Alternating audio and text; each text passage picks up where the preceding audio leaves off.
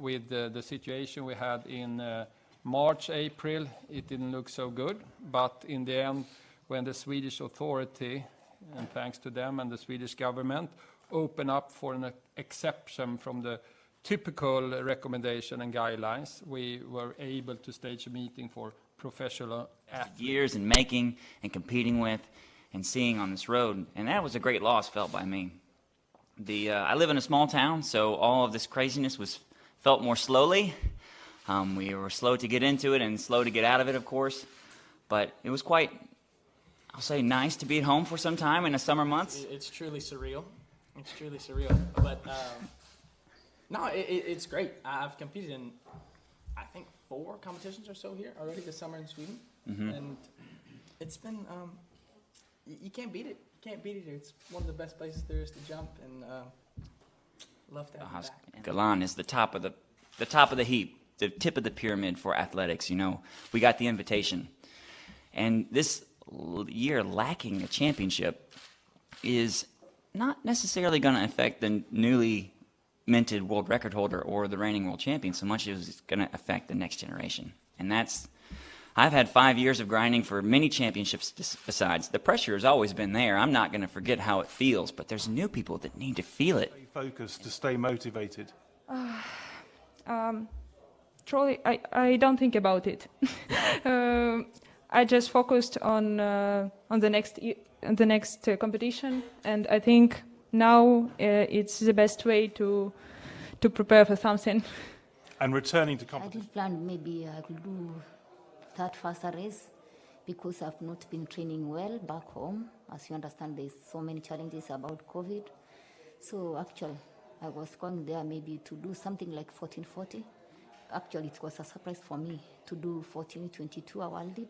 Motivation for every girls because Ukrainian high jump level is very high, and it helped me to stay focused and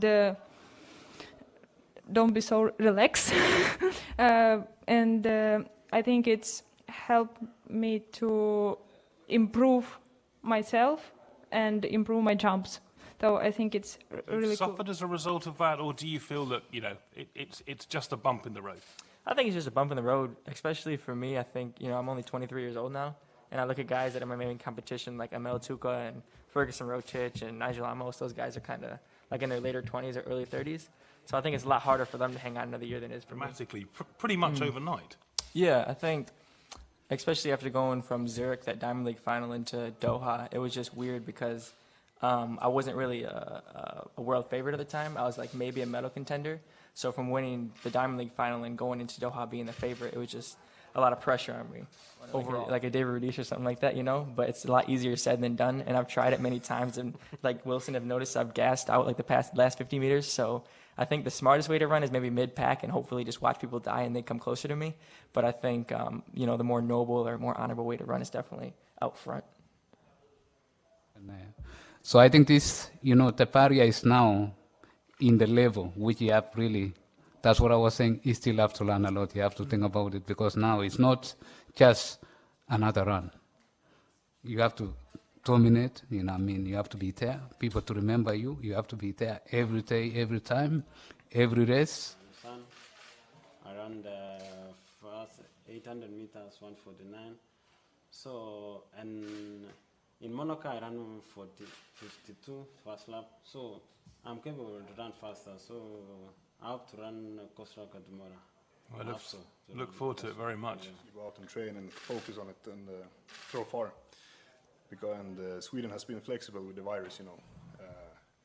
Of course, it's hard in the whole world, tough situation, but the gyms have been open, the throwing fields and everything. So I've just been going for it and trying. Perhaps on you getting more and more, because Sweden expects every time you turn out to compete. Well, I just focus on myself and with my coach, and then everybody else can talk. And you know, and of course, I'm trying to do my best. And yeah, it's going to be showtime tomorrow. I hope so.